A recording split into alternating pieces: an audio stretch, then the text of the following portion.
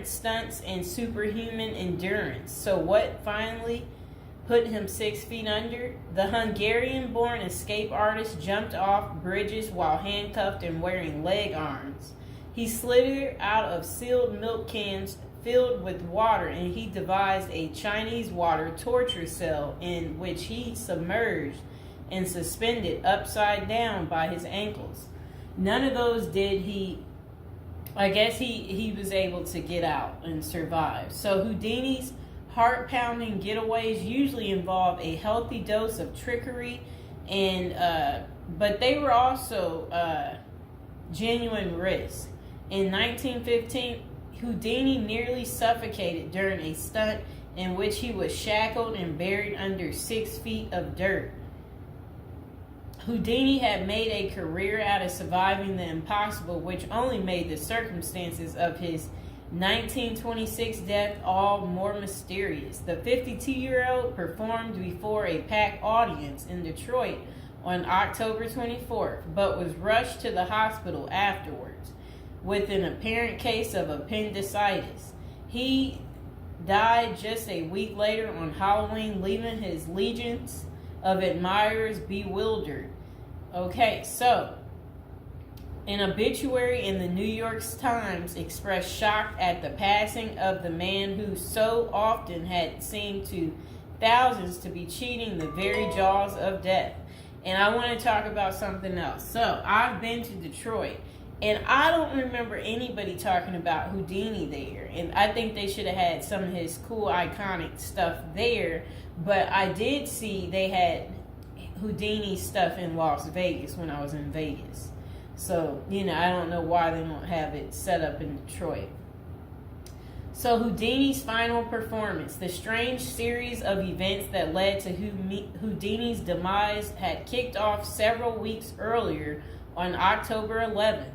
1926, while being shackled into his Chinese water torture cell during a performance in Albany, New York. So it says he was struck on the leg by a piece of faulty equipment. He hobbled his way through the rest of the show, but was later found to have sustained a fractured left ankle. Against doctors' orders, Houdini continued his torture and traveled to Montreal, where he gave a lecture at McGill University. Just a few days later, on October 22nd, he invited some McGill students to visit him in his dressing room at the Princess Theater. The magician's sore ankle was still bothering him, so he plopped down on a couch while the group chatted. At some point, a student named J. Gordon Whitehead arrived and asked Houdini if it was true that he could resist hard punches to his abdomen, a claim that the magician had supposedly made in public. According to witness Sam Smits, when Houdini said the rumors were true, Whitehead abruptly delivered 4 to 5 terribly, forcibly deliberate, well-directed blows to his stomach. Houdini was still reclined on the couch and had no time to prepare for the punches, which appeared to leave him in considerable pain.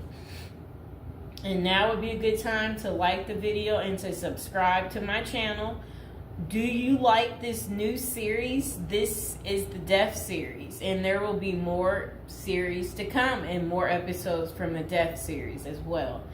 And do you like my prison series? And if you haven't checked out my prison series I created just for you, you can go ahead and check out my playlist. And there's also a love spell series that I think you will enjoy too checking out. Okay, so Houdini brushed off the incident at the time, but that same evening he began to complain of discomfort and stomach cramps. His condition only worsened the next day when he boarded an overnight train to Detroit for a new run of performances. The magician developed severe abdominal pain, cold sweats, and fatigue, and his temperature rose to 104 degrees. A doctor suspected appendicitis and instructed Houdini to go to a hospital, but the performer insisted on taking the stage for his opening night show at Garrick Theater. Isn't that really funny? He still wanted to work even though he wasn't doing so well. Okay, he proceeded to struggle through his routine before collapsing immediately after the final curtain. The show would be Houdini's last. The same night, he was taken to a Detroit hospital and prepared for surgery. Doctors successfully removed his appendix, which was found to have ruptured several days earlier, but it had already poisoned his insides. Despite a grim prognosis, the magician clung to life until October 31st, when he died with his wife Bess and his two brothers by his side. The official cause of Houdini's death was listed as peritonitis caused by a ruptured appendix. At the time, the magician's doctors firmly believed that the illness was the result of so I guess some guy had given him something backstage during an encounter in Montreal.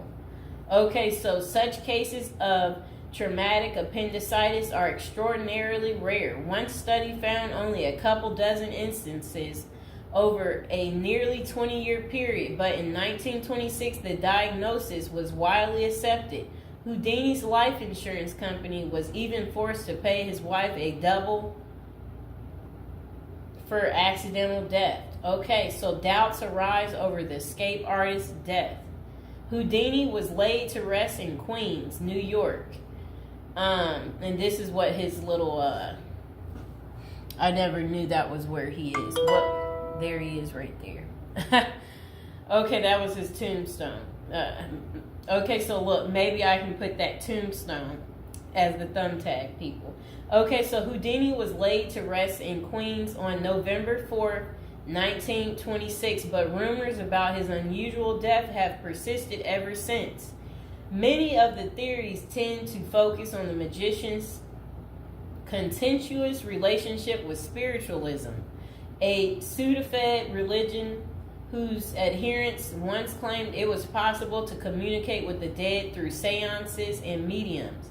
Houdini, a born skeptic, had spent much of the 1920s on a mission to debunk the spiritualist claims and expose its top psychics as frauds. The crusades earned him several $1 million worth of lawsuits and more than a few enemies, but at the time of his demise, he showed no signs of letting up. Just a few months earlier, he had testified in front of Congress in support of a bill to outlaw fortune-telling in Washington, D.C.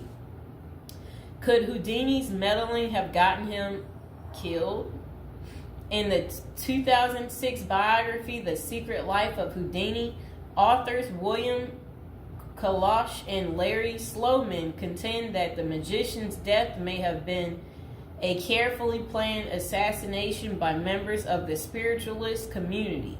If one were to suspect Houdini a victim of foul play, they write, then the section of organization crime that was composed of fraudulent spirit mediums must be considered likely suspect.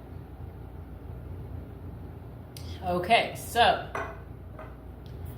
Kalash and Sloman argue that the spiritualists had a history of poisoning their enemies, and they note that no autopsy was ever performed to confirm Houdini's death. I wonder why. So his death was actually caused by appendicitis. If someone were hell-bent on poisoning Houdini, it wouldn't have been very difficult, they concluded. Considerable debate has also focused on J. Gordon Whitehead, the McGill student who supposedly delivered the potentially fatal gut punches to Houdini's Montreal dressing room. In the 2005 book, The Man Who Killed Houdini, author Don Bell floated a theory that Whitehead may have been in league with the spiritualists, some of who had previously threatened to harm Houdini or have him beaten up. Bell concluded that there was not enough evidence to connect Whitehead to any kind of criminal plot, but others have argued that he was an enemy agent who stalked Houdini during the magician's time in Montreal.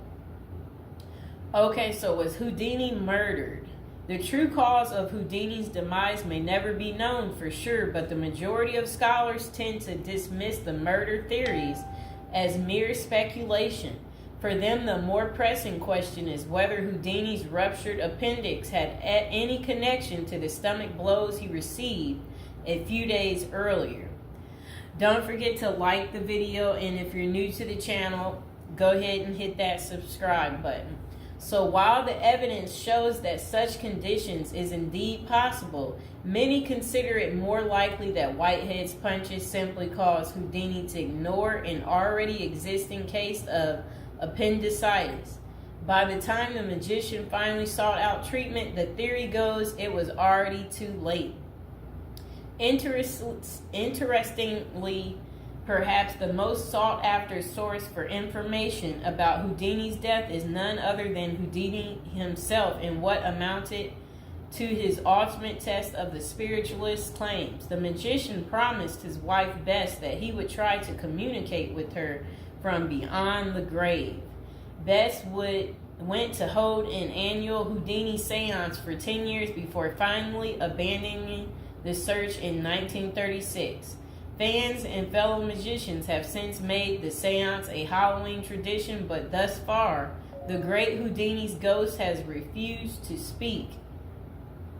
I wonder why. So I hope you guys enjoyed hearing about what happened to Harry Houdini and how he passed away on Halloween.